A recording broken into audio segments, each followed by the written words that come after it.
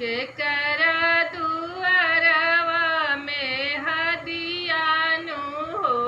मेहदी उपजे बहुत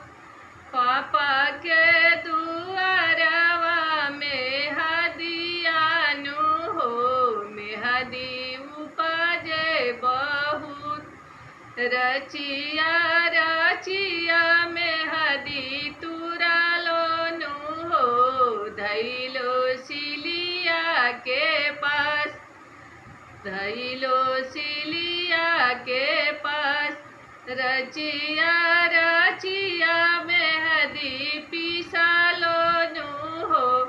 उठवलो केवड़ा के पास अरे के कर लगलो कानी अंगुरीनु हो के करा भरी भरी हाथ अरे साहेब के लगलो कानी अंगुरीनु हो अपना भरी भरी हाथ के कर में हदिया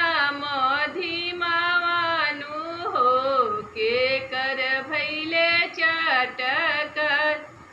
अरे साहेब के में हदिया मधिमावानु हो हम